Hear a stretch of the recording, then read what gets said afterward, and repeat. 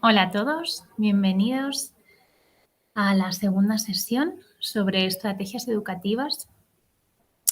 Esta sesión tiene que ver con cómo potenciar el desarrollo intelectual en el niño entre 0 y 6 años.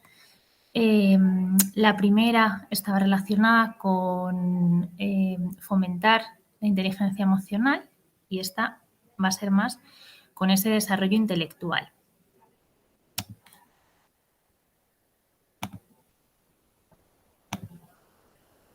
Voy a iniciar la presentación.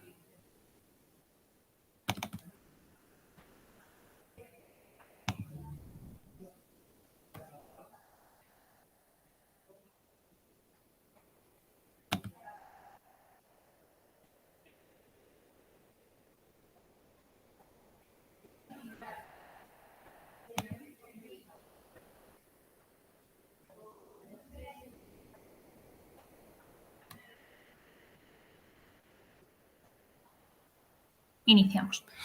Bueno, en primer lugar, es necesario definir la inteligencia.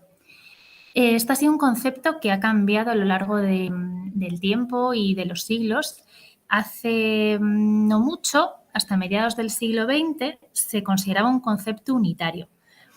Eso significaba que existía una única inteligencia y en base a esto se justificaban pues muchos abusos que eran cometidos contra personas más débiles mentalmente, ¿no? Menos inteligentes. A mediados de este siglo XX, Cattell introduce el concepto de CI, que es fruto del aprendizaje y una inteligencia fluida que era de corte innato.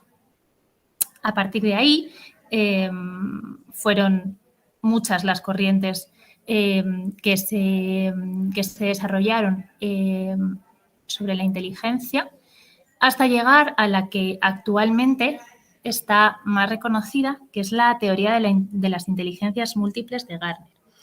Es la que actualmente se potencia en el colegio. Se sigue siempre esta línea en todos los proyectos de trabajos desde infantil. Tiene que ver con que existen muchas inteligencias dentro de una misma persona, que serían pues, la visual espacial, la verbal lingüística, lógico-matemática, naturalista, musical, kinestésica, interpersonal e intrapersonal. Y esto es lo que intentamos potenciar desde la FES, desde estas nuevas metodologías. No tanto un método repetitivo, sino más experiencial, más significativo, que crea un mayor número de conexiones cerebrales. Porque al final la inteligencia se puede resumir como esa capacidad para adaptarse a situaciones y ser capaz de resolver problemas nuevos. Bueno, vamos a hablar un poquito de cómo potenciamos las funciones ejecutivas, que son las que están más relacionadas con la inteligencia.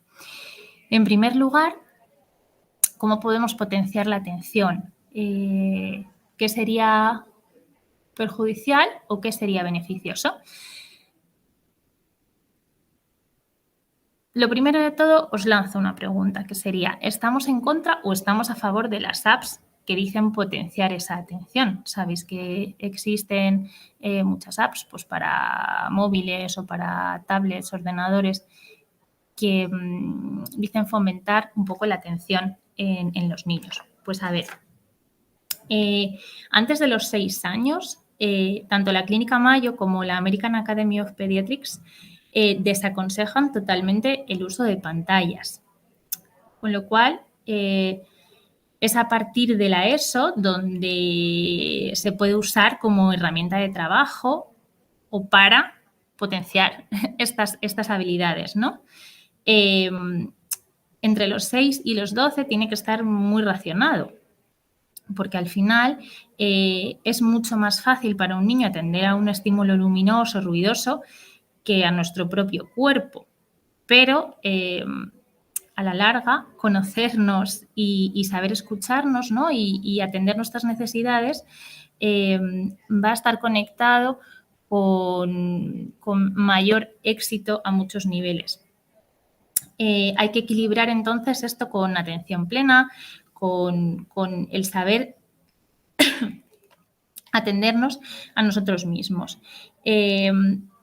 Para entrenar esa atención, esa paciencia, hay varias estrategias que favorecen esa atención plena. Al final, lo que hace falta es que sean capaces de atender durante el mayor tiempo posible a estímulos que no sean tan atractivos, que les implique más un esfuerzo cognitivo esa atención sostenida. Un ejemplo sería el ejercicio físico. Con el ejercicio físico, hay muchos estudios que lo relacionan con la disminución de probabilidad de TDA, por ejemplo. Hablamos en prevención, pero también hablamos de tratamiento. Muchas veces los niños que tienen este TDA, trastorno por déficit de atención, tienen un exceso de energía que con el ejercicio físico les relaja y les concentra luego mucho mejor para determinadas tareas. En segundo lugar, debemos evitar distracciones. Por ejemplo, no tanto las distracciones que puede tener el propio niño, porque es cierto que a esta edad fijar la atención durante largos periodos de tiempo es complicado, pero nosotros como padres a veces también tendemos a interrumpir esa atención. Cuando el niño, por ejemplo, nos está contando algo o le preguntamos algo y nos contesta o nos cuenta algo esporádicamente, espontáneamente, a veces tendemos a cortar ese discurso con otra pregunta. Entonces, somos ahí nosotros los que cambiamos ese foco atencional, ¿no? El niño está siguiendo su propio discurso y cambiamos ese foco atencional a un recurso cognitivo distinto, ¿no? Que es, ahora céntrate en otra pregunta que te estoy haciendo o céntrate en esto que te estoy diciendo que hagas, ¿no? Entonces, es muy importante para fomentar esa atención, alargar el mayor tiempo esos momentos de atender, ¿no? De atención plena. Existe también técnicas para favorecer esa atención plena que al final no deja de ser un mindfulness, ¿no? Que es como el aquí y el ahora y el estoy atento a mi alrededor y estoy atento a una cosa y me centro en ese estímulo. La técnica de la tortuga, no sé si la conocéis, que sirve un poco para relajarse, atender a nuestra respiración. Es muy buena también para niños con trastorno por déficit de atención y funciona mucho en el caso de prevención de rabietas, porque el niño aprende a relajarse previamente y no llega a esos estados al final de frustración. En tercer lugar, hablaríamos de la necesidad de perder el tiempo. Perder el tiempo en un niño pequeño es, al final, inundar ese tiempo de otras cosas muy ricas para él. Por ejemplo, como el niño que aparece ahí de la lupa, ¿no? Estar un rato observando la naturaleza, observando una fila de hormigas que van una tras de otra, cogen comida, se ayudan. Bueno, puede parecer una tarea de pérdida de tiempo, ¿no? O sea, el niño no está haciendo nada útil, entre comillas, ¿no? Pero sí está fomentando esa atención. Estoy siguiendo un mismo estímulo durante un periodo considerable de tiempo. Y terminar lo que empieza, súper importante. Los niños más pequeños tienden a dejar las tareas inacabadas y las dejan a medias y cambian y ahora estoy pintando y de repente me aburro y me voy a jugar con no sé qué y me aburro rápido y voy a hacer otra cosa. No se trata de obligarles a terminar las tareas, porque al final es un castigo, tampoco se trata de eso. Pero sí que tenemos que ayudarle a terminar lo que empieza, redirigiendo esa atención. Si no puede acabarlo, pues podemos llegar a un acuerdo con él. ¿No quieres pintar más? Mira, pinta esta orejita aquí que te falta o pinta esta faldita.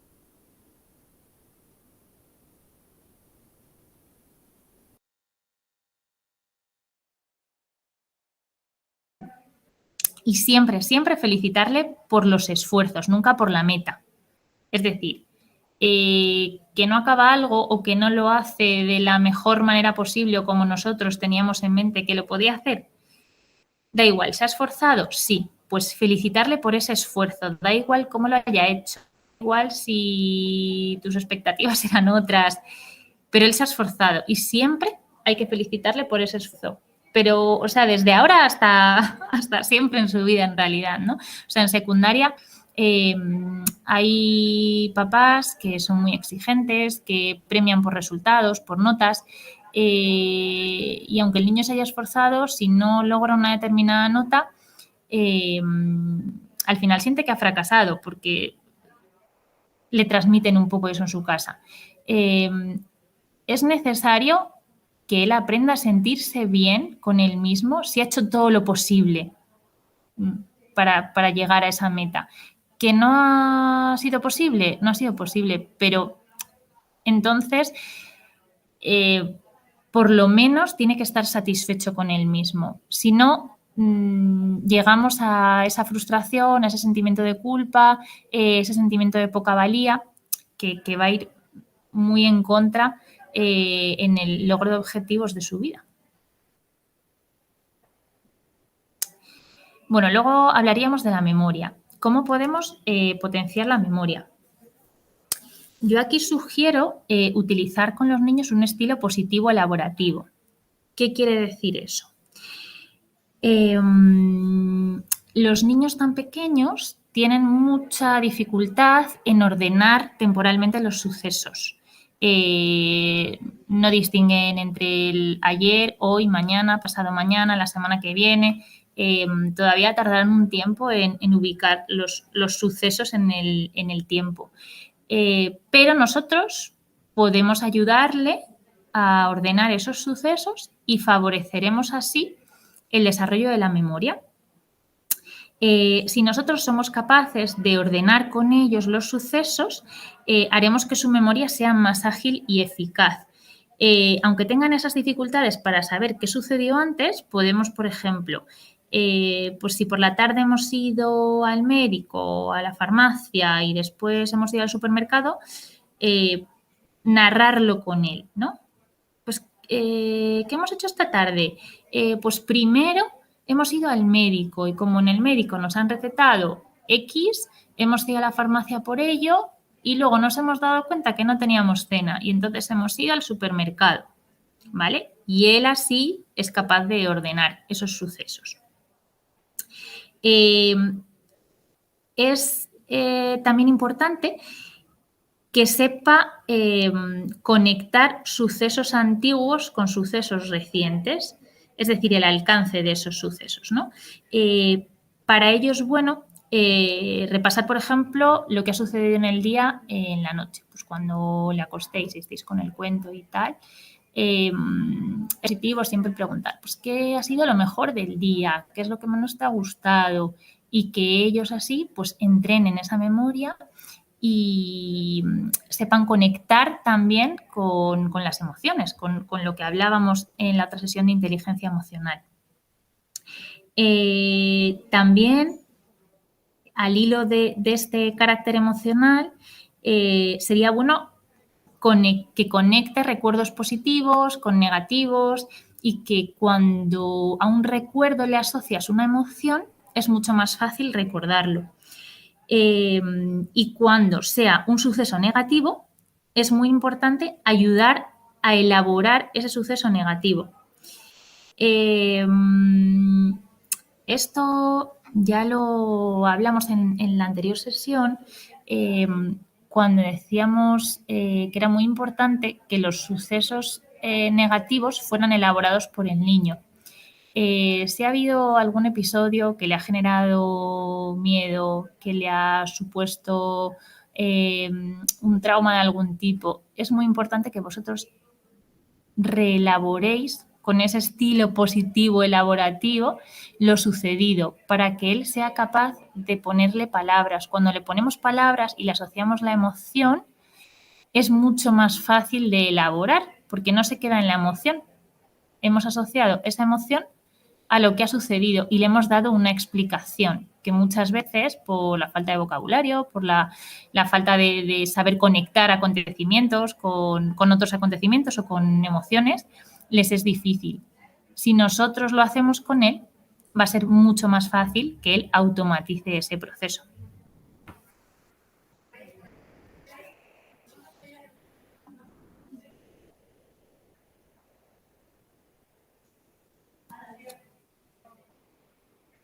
Bueno, a ver si pasa la diapositiva.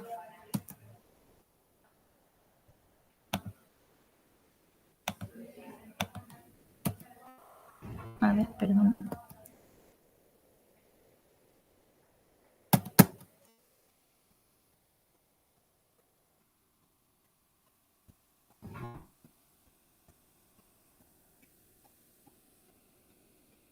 Creo que es cosa de mi internet.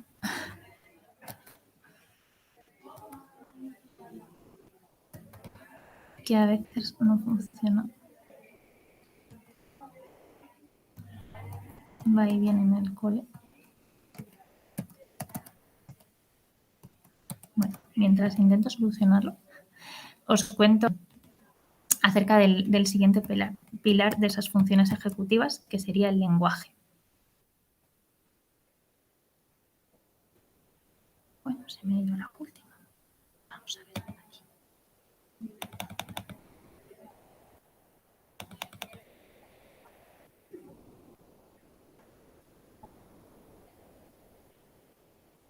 Venga, parece que ya. Bueno, la riqueza de vocabulario es la variable que más influye en el CI, es decir, en el cociente intelectual, o sea, en la inteligencia.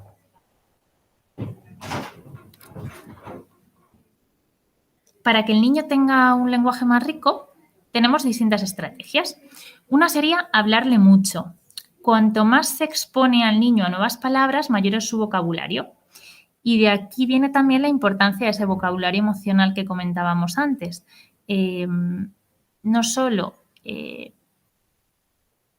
lenguaje de palabras, ¿no? Lenguaje pues, más coloquial y que sepa identificar objetos, sino que sepa reconocer sus propias emociones y las de los otros. Ampliar su universo quiere decir enriquecer su entorno.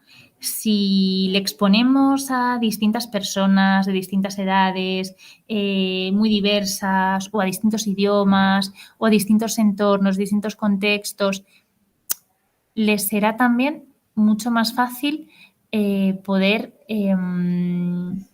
generar más vocabulario. En tercer lugar, sería jugar a las instrucciones. Por ejemplo, podemos pedirle que nos ponga la mesa, podemos jugar a secuencias con ellos. Por ejemplo, vamos a ordenar, ¿no? En esta secuencia estas fichas. Y entonces ponemos una secuencia y él tiene que seguir esa secuencia.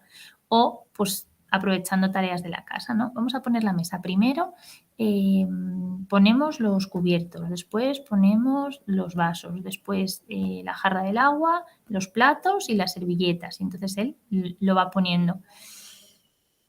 Esos son juegos que además ayudan a fomentar la autonomía, con lo cual están estupendos. Ampliar su gramática añadiendo sobre todo adjetivos a lo que nos cuenta. Así también, además de ampliar el vocabulario, estamos enriqueciendo su conocimiento del mundo, ¿no?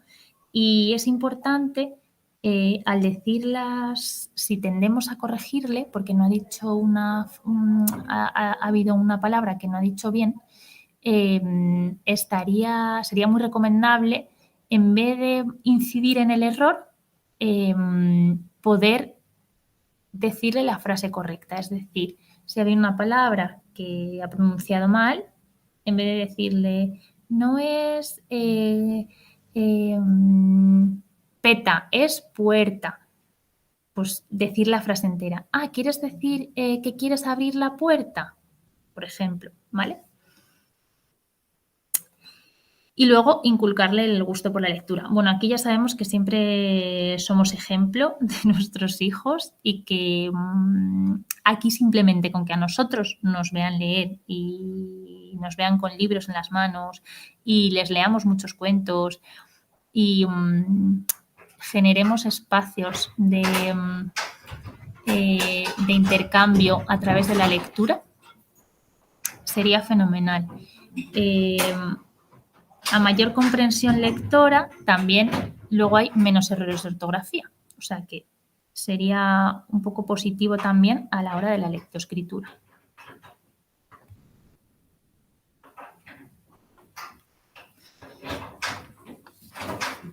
La inteligencia visual.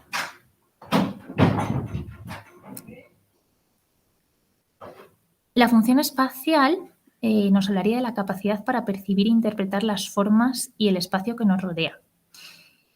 Esto nos ayuda más tarde a saber orientar las letras, a colocar números en problemas, a dominar mentalmente el espacio. Y además está implicado en las relaciones sociales, en interpretaciones faciales de lo que vemos, con lo cual jugar o aprovechar el tiempo con ellos en juegos, por ejemplo, de construcción, en poder interpretar lo que pasa, es muy positivo. Para ayudar a un niño a desarrollar esa habilidad de entender y dominar esas relaciones espaciales entre objetos, hablaríamos, por ejemplo, como os comentaba, juegos de construcción. Es muy importante también que sepa diferenciar entre derecha e izquierda. Esto, por ejemplo, en el chándal que se ha hecho nuevo en nubes, si veis que hay distintos colores en rodillas y en codos, es porque uno se asocia el azul, uno es azul y otro es naranja, no sé cuál es cuál, uno es derecha, otro es izquierda, pero es para favorecer esa discriminación entre derecha e izquierda. Cuanto antes lo hagan, más fácil les será dominar ese espacio.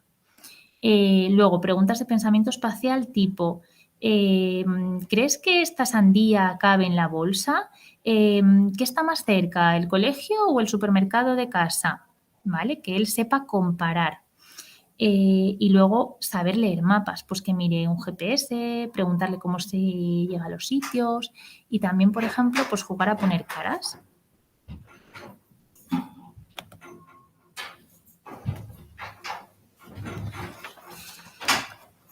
Bueno, el autocontrol es de las cosas más necesarias a trabajar porque va a ser predictor de muchos éxitos a largo plazo. Hay un experimento de un psicólogo que se llama Michel, que hizo con unos niños dándoles gominolas. El experimento consistía en que cogían a un tercio de niños y les ponían una gominola cerca. Entonces, les dejaban un tiempo para que estuvieran a solas y la consigna consistía en vamos a estar, yo me voy a ir, vas a estar 10 minutos enfrente de esta gominola y lo único que tienes que hacer es no comértela durante 10 minutos. No te puedes levantar, no puedes hacer otra cosa, pero si cuando vuelva la gominola sigue estando ahí, te voy a dar 2 para que te comas. Bueno, solo un tercio de los niños del experimento tuvieron éxito en esta tarea.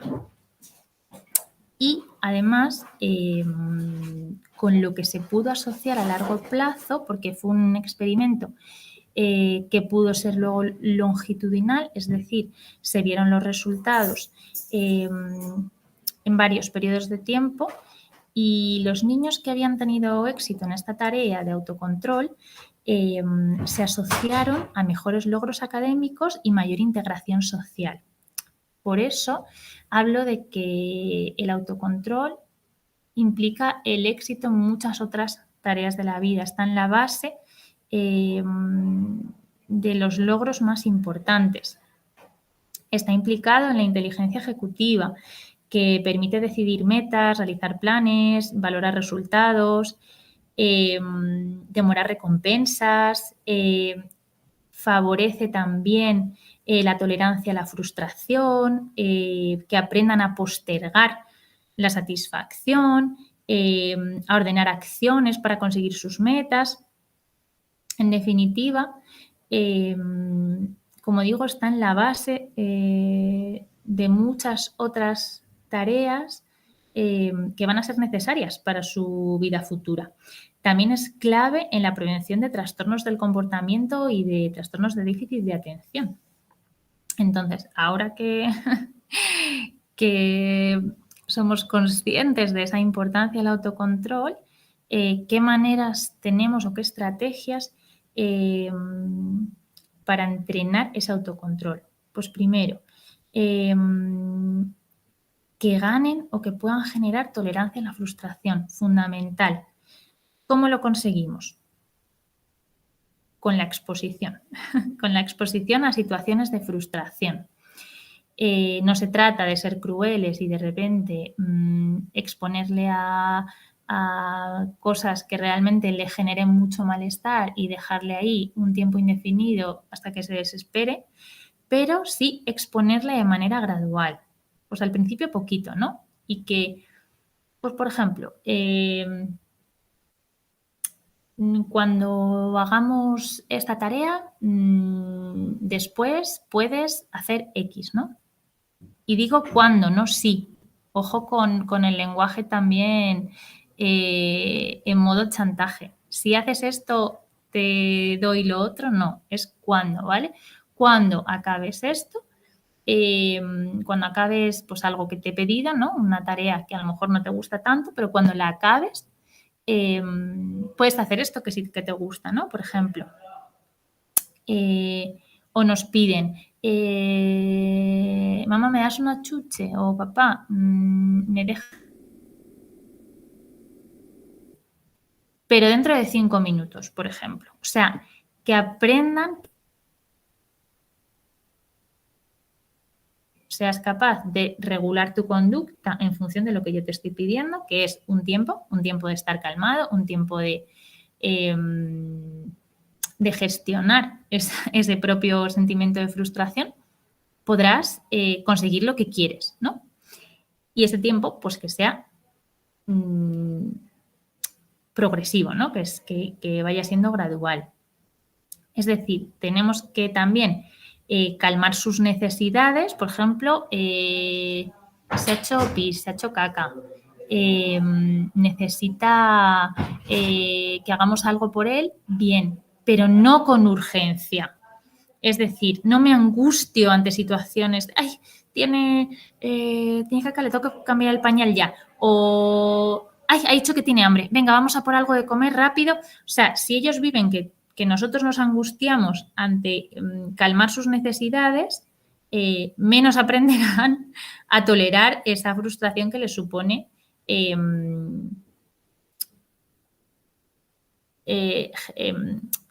aguantar ese malestar, por decirlo así. O sea que sí que calmar sus necesidades es necesario, pero no con urgencia y que no nos provoque ansiedad que al final le podemos transmitir. Hay que transmitir esa tranquilidad, confianza en él, abrazarlo. Y sobre todo muchas veces también funciona desviar la atención. Tú me estás pidiendo algo. Bien, te la voy a dar un ratito porque ahora mamá está ocupada, ¿no? O quiero que juegues conmigo. Vale, mamá tiene que terminar esto de trabajo, voy a estar 20 minutos. A lo mejor ellos no son conscientes de cuándo son esos 20 minutos y nos piden otras 14 veces que sigamos jugando con ellos, ¿no? Ahí, por ejemplo, está muy bien tener, por ejemplo, un reloj de arena. Yo eso lo usaba mucho con mis hijos pequeños. Cuando acabe el reloj, mamá juega contigo. Y entonces, bueno, ya saben que es hasta que acabe el reloj. O sea, es cierto que no controlan el tiempo, pero eso es muy visual. Es cuando la arena llega hasta abajo, yo voy a jugar contigo. Pero antes tengo que hacer esto y es así, ¿no? Fijar límites de forma tranquila, por ejemplo. La importancia de los límites es tremenda. Pero no límites que nos supongan un gran esfuerzo o que sean imposibles, ¿no? de hacer para el niño. Son límites muy ajustados, pero siempre los mismos. Es decir, que el niño sepa lo que puede y lo que no puede y lo que esperarse en las situaciones. Muy importante que él sepa anticiparse a las situaciones. Si hago, me va a pasar esto, este es el límite que ha puesto mamá. Y yo voy a intentar saltármelo. Y yo voy a intentar ir al límite del límite, a ver dónde mamá ya salta o dónde papá ya me regaña, ¿no? Al final nos están probando y nos están retando. Pero los límites que pongamos tienen que estar muy claros, pero muy firmes y muy calmados al final, ¿no? O sea, sabemos que si rebasa el límite va a pasar algo. Lo sé yo, lo sabe el niño y ya está, pero calmados. Luego también es muy importante dar de vez en cuando tiempo libre de normas, porque está fenomenal que tengamos muchos límites y que lo tengamos todo muy controlado, pero al final el niño también necesita poder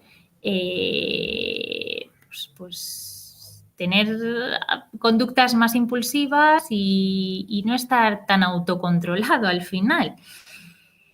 Yo aquí tengo una anécdota con mis hijos que además es de los recuerdos más divertidos y más bonitos que me vienen a la cabeza con ellos, porque yo siempre he tendido a controlarlo todo mucho y como sé muchas veces lo que hay que hacer, pues trato de hacerlo y bueno, o sea, soy muy autoexigente conmigo misma, con hacerlo bien. Y al final, muchas veces, cuando han sido pequeños, he pecado de exceso de controlar todo. Y una vez llovía muchísimo, muchísimo, no llevábamos paraguas y normalmente, bueno, yo con los niños que no se mojaran, el paraguas, si no, pues no nos cogemos un taxi aunque vayamos a 2 manzanas para que no se mojen, que no lleguen empapados, que no se pongan mal.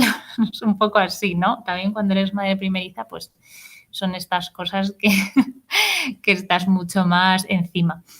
Ese día, pues no sé por qué yo también dije, voy a darles también a ellos un descanso de esas normas porque vi una oportunidad en realidad de pasarlo bien. También es cierto que luego íbamos a casa y dije, bueno, aunque nos calemos todos, pues ya estábamos a casa, les cambio y se acabó, no hay problema. Eran, pero totalmente ríos en las aceras, todo, o sea, todo encharcado. Bueno, pues fuimos a casa, se metieron por todos los charcos, todos los ríos, todos empapados, todos. Pero fue muy divertido, nos reímos muchísimo y sí, llegamos totalmente empapados, pero bueno, tampoco era un invierno duro ni nada de eso. Y uno al final sabe dónde puede descontrolar y dónde no, ¿no? Pero sí es de los recuerdos como más, al final eso, tanto a ti como a ellos les queda mucho, ¿no?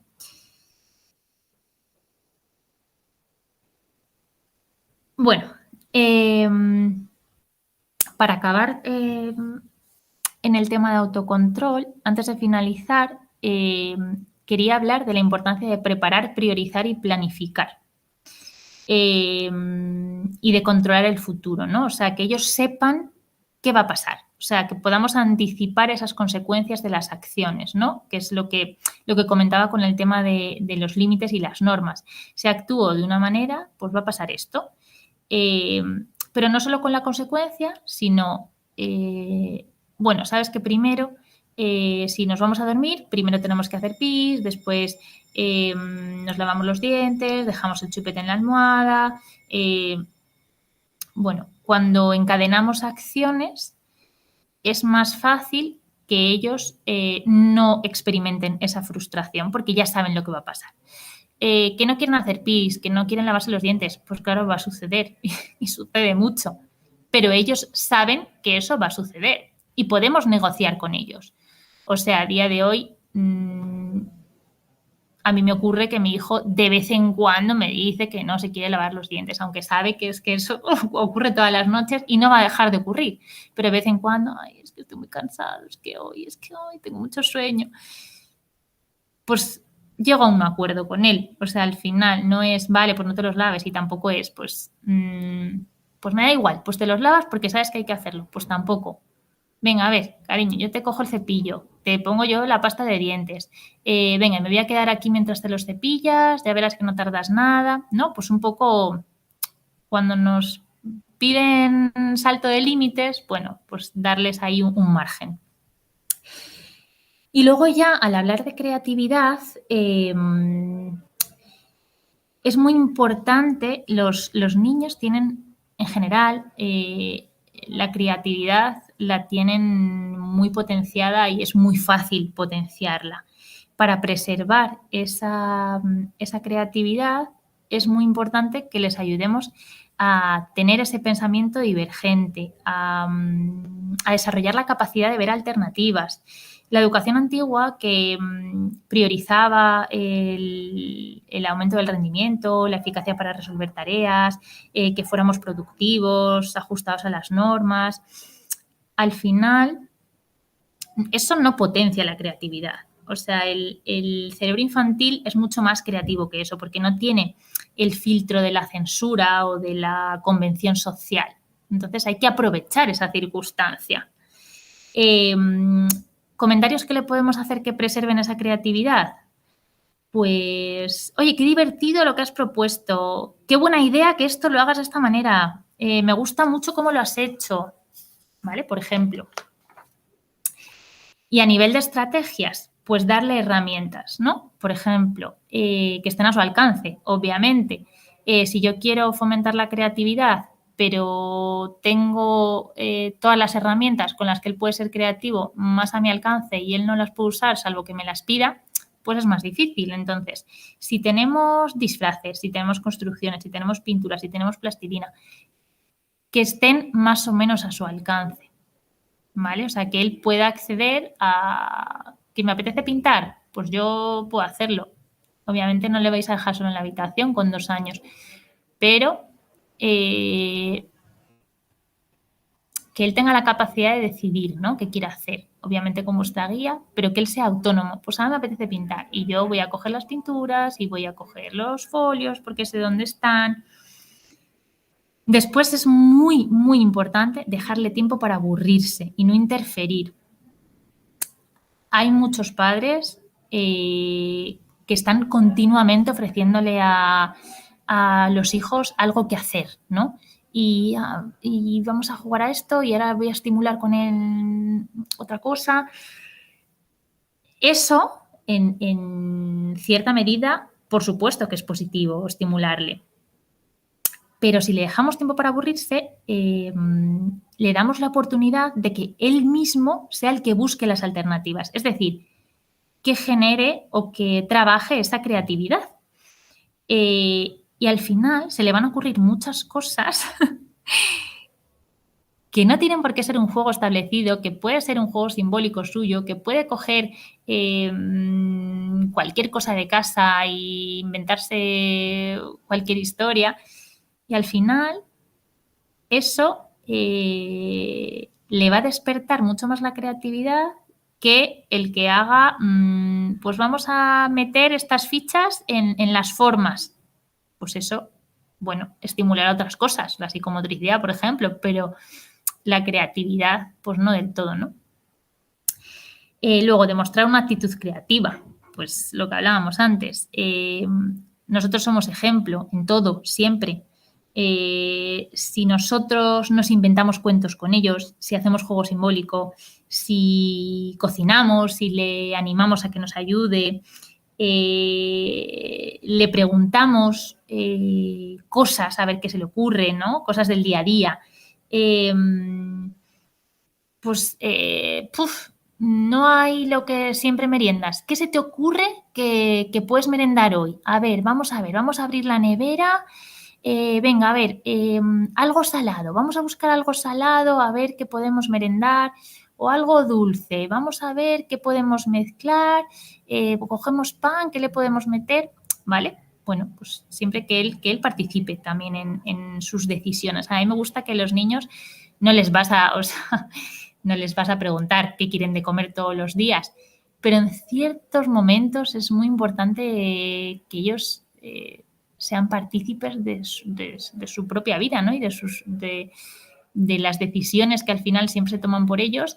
Si les podemos dar la oportunidad de que puedan tomar pequeñas decisiones por ellos mismos, consensuadas con nosotros siempre, va a ser muy positivo para ellos, ¿no? Jo, que mayor soy, que me han dado la oportunidad de decidir qué meriendo. Lo que hablábamos antes, de enfatizar el proceso y no el resultado, ¿no? Que sean ellos, yo en secundaria, por ejemplo, veo mucho el que los padres ayudan muchísimo a estudiar, a hacer deberes. Es preferible muchas veces que hagan ellos los deberes, aunque lo hagan mal, pero que lo hagan ellos, a que nosotros estemos siempre detrás, no, o sea, impidiendo que se equivoquen, que lo hagan mal, pero entonces les estamos también impidiendo que aprendan muchas veces y que coartamos o impedimos también esa seguridad en ellos mismos. Y luego, podemos también servir de ejemplo ayudando a relacionar ideas inconexas, que es como el pensamiento divergente, ¿no? No sé, tu chubasquero tiene rayas. Oye, ¿qué más cosas tienen rayas? A ver, ¿qué más cosas se nos ocurren que puedan tener rayas? Una cebra, un no sé qué. Bueno, son ideas inconexas al final, pero que generan pensamiento alternativo, ¿no? Que es de lo que se trata.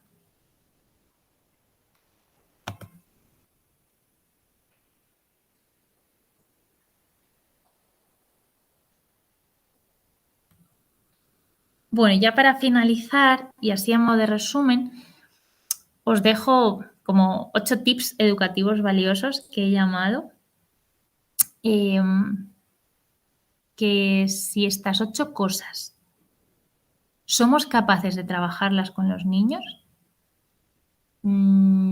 podéis estar muy tranquilos como padres de que habréis intentado hacer lo mejor para ellos, que es darles tiempo, tener mucho contacto físico con ellos. En la otra sesión también lo hablaba, ¿no? Qué importante es darle la mano. Cuando vas caminando, por ejemplo, que te sienta cerca, ¿no? No a los 2 años, o sea, mis hijos tienen, pues van a hacer 7 y 9 y les encanta ir de la mano conmigo, ¿no? O sea, y a mí, porque sé que ya me queda poco de eso, me encanta aprovechar esos momentos, o sea, el abrazarles mucho, es que eso les hace saber que estás ahí y les favorece también la autonomía, porque saben que estás ahí aunque no estés, ¿no? El autocontrol, pues lo hablábamos antes, tiene un montón de beneficios el ayudarles a saber gestionar ese control de su conducta, generar empatía con ellos. Si nosotros somos empáticos con ellos, ellos podrán desarrollar esa empatía. Asertividad, saber decir que no.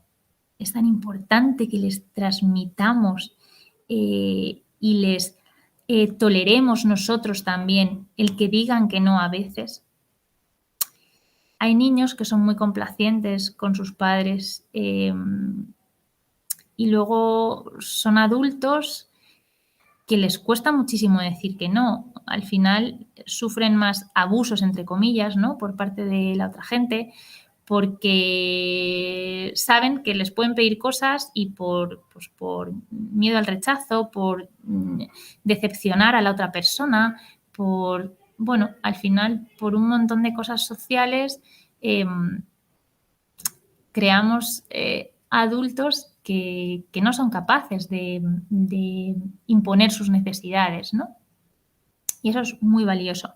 El diálogo, potenciar el diálogo con ellos. Hablar muchísimo, muchísimo. O sea, de todo lo que les sucede, de cómo se sienten, tener paciencia con ellos. Yo, si hay una cosa que en lo que he cambiado desde que soy madre, es en el entrenamiento de la paciencia. Yo siempre he sido una persona muy impaciente con las cosas y he desarrollado una paciencia con ellos que realmente ya me sirve a mí en mi día a día también. Y ellos muchas veces la necesitan porque a veces les exigimos cosas y no nos damos cuenta de si son capaces o no son capaces de hacerlo en ese momento, ¿no? Y luego, pues tener flexibilidad, lo que hablábamos antes. Está muy bien tener normas, tener límites, pero a veces también está muy bien descontrolar, está muy bien saltárselas y está muy bien disfrutar y tener momentos súper distendidos con los niños que lo agradecen muchísimo. Y esto sería todo. Muchísimas gracias. Espero que os haya gustado y os espero en la próxima sesión, que será dentro de un par de semanitas. Y os mandaré también la grabación. Espero que os guste.